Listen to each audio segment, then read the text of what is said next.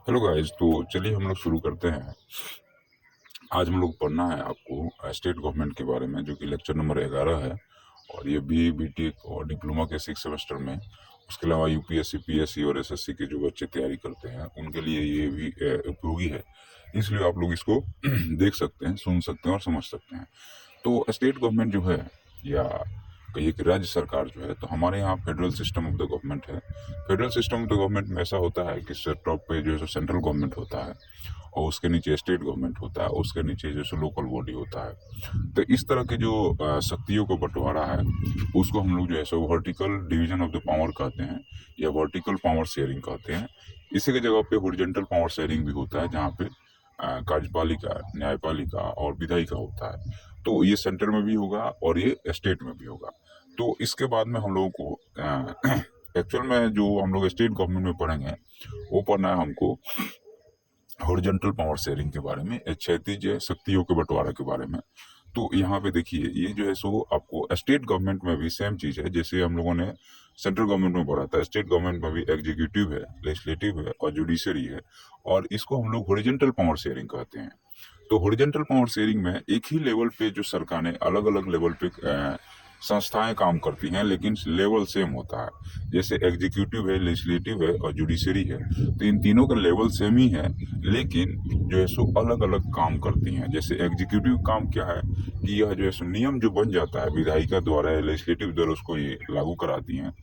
Legislative क्या करता है कि नया नया नियम बनाता है, और जुडिशरी क्या करता है कि इन नियमों को देखता है कि ये कानून संगत हैं या नहीं है। तो एग्जीक्यूटिव में कौन कौन आते हैं, तो गवर्नर आता है, सीएम आता है और काउंसिल ऑफ मिनिस्टर आता है। लेजिस्लेटिव में कौन कौन आते हैं, तो अपर हाउस और लोअर हाउस आता है। जुडिशरी में जो आता है आपको हाई कोर्ट आता है, डिस्ट्रिक्ट कोर्ट आता है और लोअर कोर्ट आता है। तो अब यहाँ पे ये बात आती है कि जो एग्जीक्यूटिव है, लेजिस्लेटिव है और जुडिशरी है, तो इनके भी जो है सो आपको वर्टिकल पावर शेयरिंग मिलेगा। जैसे गवर्नर, सीएम और काउंसिल ऑफ मिनिस्टर। लेजिस्लेटिव में अपर हाउस, लोअर हाउस, और जुडिशरी में जैसे हाई कोर्ट, डिस्ट्रिक्ट कोर्ट और लोअर कोर्ट। और कोर्ट में भी अलग अलग जैसे दीवानी और फौजदारी अदालतें होती है, जिसको क्रिमिनल कोर्ट और क्रिमिनल कोर्ट बोलते हैं, और उसको जो है सो दीवानी कोर्ट को, एक्चुअली मुझे वर्ड याद नहीं आ रहा है जो इंग्लिश का है, वो आप लोग एक बार देख लीजिएगा।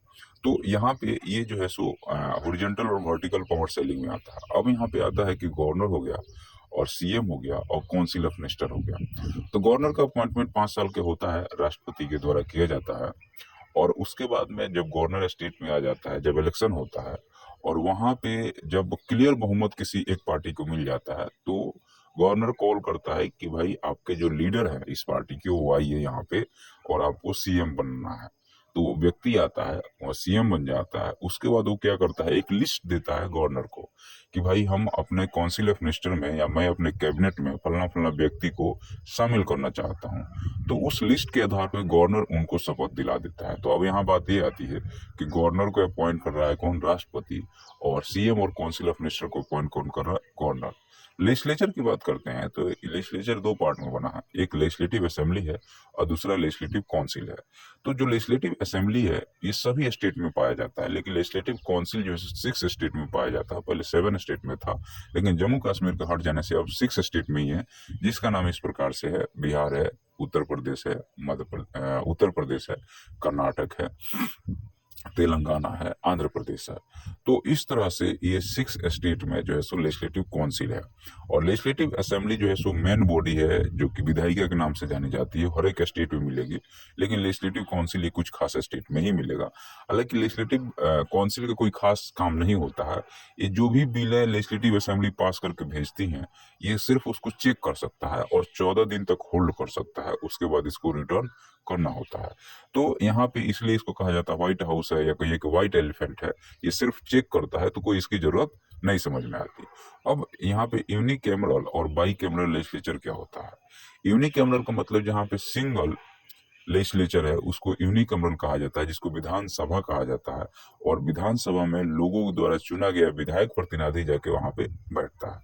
लेजिस्लेटिव काउंसिल क्या होता है, तो इसमें कुछ नॉमिनेटेड और कुछ इलेक्टेड मेंबर जाके बैठते हैं। नॉमिनेटेड मतलब विधानसभा द्वारा कुछ व्यक्ति नॉमिनेट किए जाते हैं गवर्नर की तरफ से, और कुछ व्यक्ति इलेक्टेड होते हैं जो कि नगर पालिका, नगर निगम, यूनिवर्सिटी, कॉलेज, टीचर के ग्रुप से इलेक्टेड होकर के वहाँ पे जाते हैं और वहाँ पे बैठते हैं। इलेक्शन इनका डायरेक्ट नहीं होता, इनका भी इलेक्शन इनडायरेक्ट ही होता है।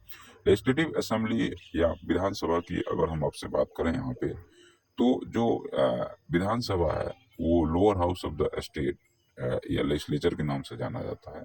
मेंबर्स जो यहाँ पे 5 साल के लिए डायरेक्ट पब्लिक के द्वारा चुने जाते हैं और ये रेस्पॉन्सिबल होते हैं स्टेट में लॉ बनाने के लिए। लेजिस्लेटिव काउंसिल में जो है सो ये अपर हाउस कहा जाता है और यहाँ जहाँ इसको अपर हाउस कहा जाता है। Members partially elected and partially nominated होते हैं और यहाँ पे ये जो है सो रिवाइजरी या एक तरह से बिल को पास करने के बाद में यहाँ से आता है तो एक बार रिवाइज वर्क करते हैं। इनका इतना बड़ा काम रहता है, इससे ज़्यादा कोई खास इनके पास काम नहीं है, ठीक है। तो इसलिए डिले वर्क कर सकते हैं बिल को। अब जुडिशरी की बात करते हैं तो हर एक स्टेट में हाई कोर्ट होता है, उसके नीचे डिस्ट्रिक्ट कोर्ट होता है, उसके नीचे लोअर कोर्ट होता है। हाई कोर्ट में 2 पार्ट होता है, एक दीवानी होता है, दूसरा फौजदारी होता है। डिस्ट्रिक्ट कोर्ट में वैसे ही होता है। अब यहाँ पे जो हाई कोर्ट है वो टॉप ऑथोरिटी है स्टेट का न्याय के विभाग में। अब इसकी जो हाई कोर्ट का जज है उसका अपॉइंटमेंट जो है वह जो है सो देश का प्रेसिडेंट करता है और वो जो एक बार अपॉइंट हो जाता है तो वो अपने कोर्ट में आके काम करना शुरू कर देता है। तो टॉप ऑथोरिटी है स्टेट का जजमेंट में। ये क्या करता है, जो विधायिका या कार्यपालिका के द्वारा जो काम लेजिस्लेटिव या एग्जीक्यूटिव के द्वारा जो काम किया गया है उसको लुक ओवर करके और फिर जो है सो अपना निर्णय देता है। स्टेट का फंक्शन क्या है? स्टेट गवर्नमेंट को काम है सबसे पहला कि राज्य में लॉ एंड ऑर्डर को मेंटेन करना।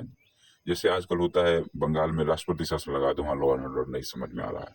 पब्लिक और हेल्थ और सैनिटेशन को मेंटेन करना, एग्रीकल्चर और इरिगेशन को मेंटेन करना, इंफ्रास्ट्रक्चर डेवलप करना, एजुकेशन पे पर ध्यान देना। तो इस तरह से ये चैप्टर यहाँ खत्म होता है। आपको वीडियो पसंद आया तो सब्सक्राइब जरूर कीजिएगा।